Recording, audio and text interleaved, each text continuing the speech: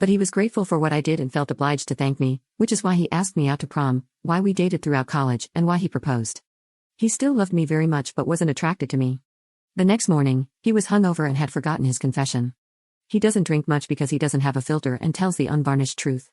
I felt crushed, but our marriage was very good otherwise. I never told him what he said that night. I don't think most men are attracted to the way I look anyway, and he was still a great husband to me. So being settled for isn't the worst thing in the world, and we're both happy. I explained all of this to Anna, and she was grateful for the advice. That night, Alan started crying. He was crying silently, but I woke up. I hugged him and asked what was wrong, and he admitted he overheard our conversation. I didn't expect him to overhear since I was in the basement, but he heard his name and decided to listen in.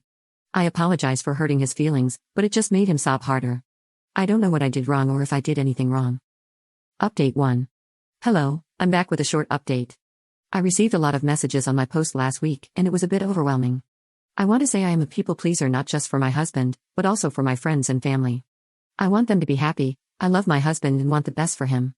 We had sessions of couples therapy, and he now has a personal therapist. It was surprisingly easy to find someone who suited us, but I did pay a lot of money for our sessions, and they left me feeling baffled.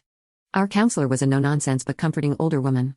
We went through our life, discussing how he was bullied, how we met, how we married, and our careers. I told her about how he had drunkenly told me he wasn't attracted to me, but that didn't matter because we loved each other, and I didn't know what made him upset.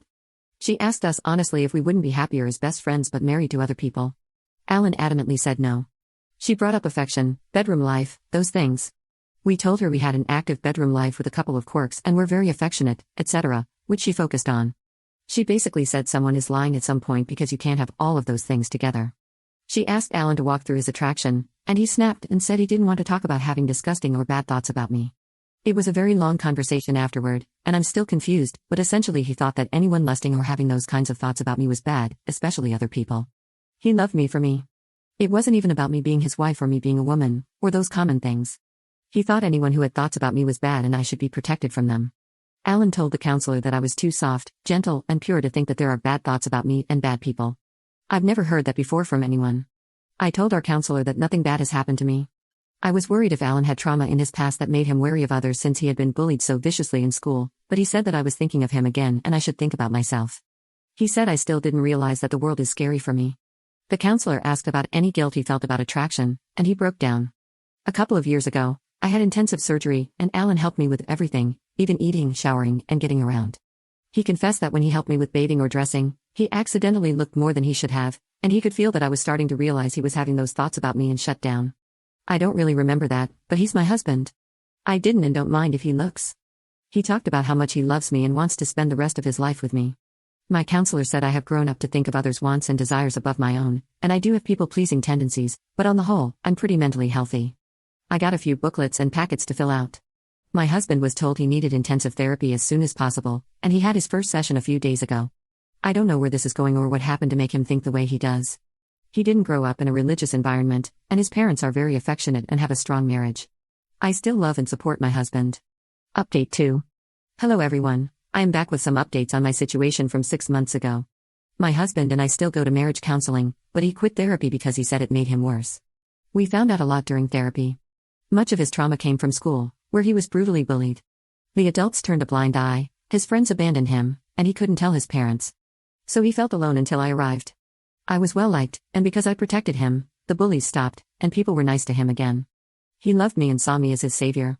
The problem was his mental state wasn't good.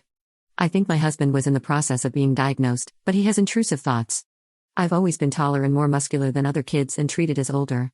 I'm still obviously female, just one that's naturally taller and stouter. With beauty standards emphasizing small and thin, I always felt weird about my body, but that doesn't stop creepy men, and it didn't stop teenage boys. His bullies made comments about me that are degrading but not atypical for cruel teenage boys. Some of what they said matched his thoughts because they were normal thoughts, intrusive thoughts, or just fantasies. He had a lot of fantasies and a lot of intrusive thoughts about me. It confirmed to him that people have bad thoughts about me, and he is just as bad, but the difference was he could control it, so he made a decision not to be attracted to me. He said the more he got to know me, the more pure and precious I seemed, and the less he could let the rot in. He had to keep me safe because the world would destroy me. The comments he made when he was drunk were ones of deep denial, trying to reassure me that he didn't have disgusting thoughts about me. That does explain some things about how my husband behaves around me, especially in the bedroom, and it also explains why he's very protective of me. He's always been an adoring husband, which is at odds with someone who is not attracted to me. The bathtub memory affected him a lot because he could rationalize a lot of things, but for the first time, I was vulnerable physically and in need of his help, and his fantasies and intrusive thoughts got worse. Some of the therapy was to try to get me off the pedestal, but it didn't really work, and his intrusive thoughts got worse. He said he had to quit, and I supported him. He told me some of his fantasies, and some were normal, and some were disturbing. I told him that I loved and trusted him. Our marriage is strong, and I will stay by his side and help him.